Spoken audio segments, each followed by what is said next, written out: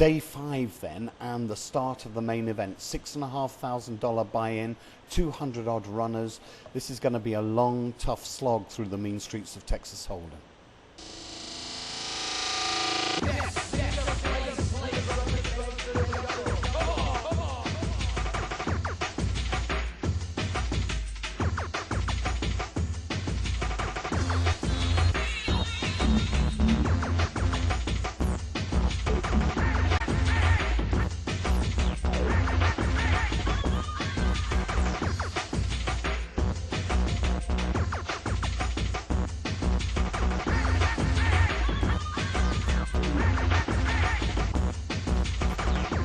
Well, as you can see, a little snap going on in the background. These are all the Littlewoods boys, mostly from the UK, I think. And as you can tell, poker players are not necessarily noted for their dress sense, but they are a group, and it's the main event today, and they're all gathering together to discuss a few tactics. Let's talk to a few people. Well, I happen to know that you two are poker professionals. What does that mean exactly?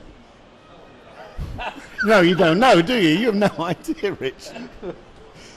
We play plenty of golf in beautiful places.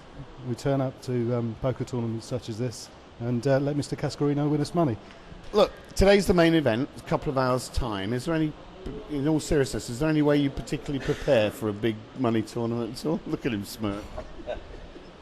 I find my zone. Yeah. I don't play any hands for the first 3 levels. Massage. I'm going to have a quick massage before we play. And how many hours sleep have you had, Richard? 9. 9? Every night. I'm a good boy, you know that. Oh, yeah, yeah. How about you, Mark? I'm going for a 4-mile jog on the beach. Bit of aerobics. Eating really healthy, no alcohol. And I'm a true pro. Tony, get over a minute. I need to talk to you because, I mean, these two talk a good game, mate, but you're the one who wins the money around here. So how do you account for your storming success over the last 3 days? I did speak to these guys about 2 or 3 months ago, and when we had a conversation about the way I was playing and my style, and I knew I had to change my game, so I've tried it. I've tried to play.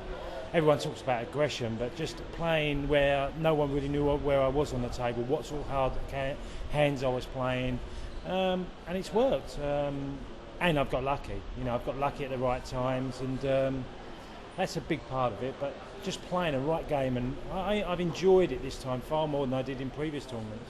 For me, you have to adapt to what's happening. You have to react if you play against a certain player, and you've been watching him for the last 2 or 3 hours. You have to adapt to that player, and I played one hand 5 deuce of clubs because I knew I couldn't play this guy with an ace king or ace 10 because he would go off the hand immediately. So I had to play a very weak hand and hoping I got lucky. Have you qualified for many of these? Have you been around the world? I came here last year and I went to Deauville as well, and I qualified for Las Vegas, so it's okay online. So how much do these qualifications cost you in general? How much did it cost you to get out here? This one costs $7. 7? Yeah, because I went into the bottom feeder. Normally I enter at a bit of a higher level, but I went in the bottom feeder and it was cheap. You getting the money? Yeah, 17,400. Here you go, 17,400 for a $7 stake. You try and get on it next time. The bottom line is everyone gets 2 cards. It's how you're perceived, how you perceive the table, and it's a measure of your ability, a measure of how good you are as to how well you can cope with good experienced players around you. Make day 2. Only objective today, make day 2. So tight, aggressive a bit later on, mix it up a little bit, but at the end of the day, get to day 2. Speak English, will you? I'm very, very tired. Oh, yeah. Why is that, mate? I don't know. I haven't been winning anything, so it's not from playing poker. Well, why don't listen, have a word with some of these boys. They'll give you a tip because they're winning thousands. Mr. Cascarino I need to speak to. Oh, no, not the professionals. Over this side. Are you winning more as well? No, Fraser's won a bit, hasn't he? He's done very well, yeah. He's 3 final tables, I think he's made. He's picked up 2 satellites and a 5th or a 6th in the 1,000, so fantastic. What a trip.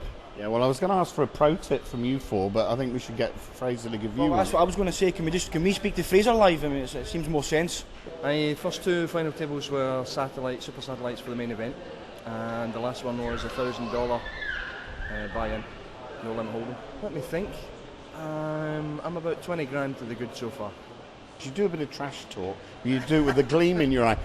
And the other night at the final table, you'd be trash talking someone into folding, and then you start winking at me over the shoulder. That's just part of the thing that I've got, you know. I like to enjoy it. It's a game that I really love playing. That's why I'm here. And I just don't go for the nasty table image thing. I think we're better having a bit of fun and hopefully making a bit of money while we're at it. My tip is don't wear white polyester lycra tops in 80 degrees of heat.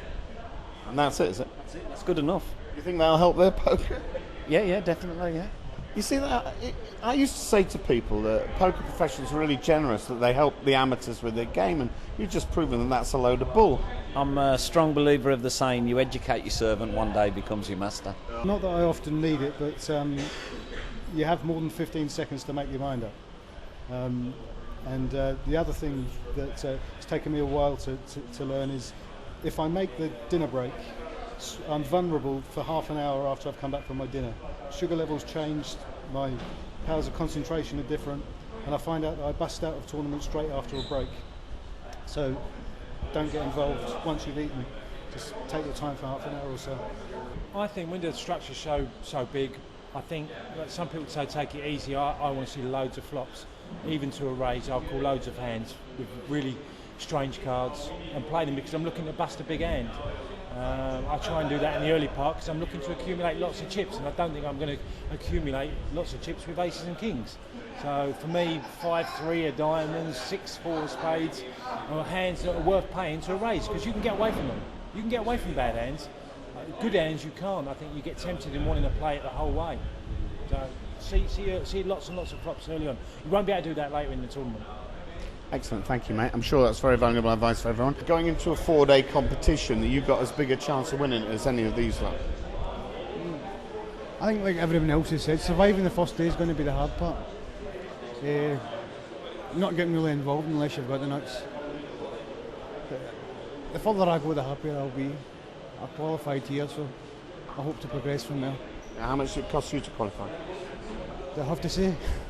No, well, no, what, in case the missus is listening? Exactly. Say $7. It actually cost me £7,432. So you bought in? I'm telling a white lie there. Yeah, I think you are.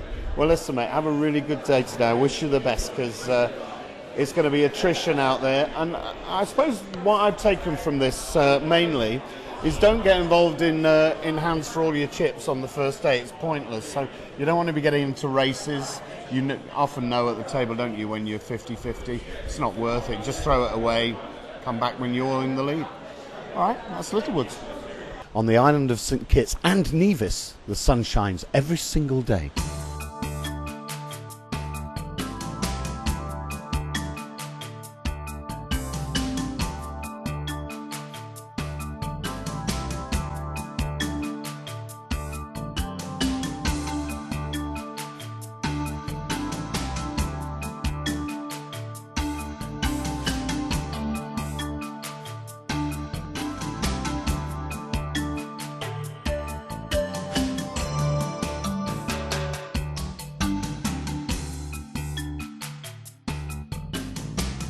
Welcome to St Kitts. Nice to get outside again, you know, instead of standing in that dingy poker room till the early hours of the morning. It's been a lovely day in the sunshine for me. I'll see you tomorrow with some more serious poker stuff.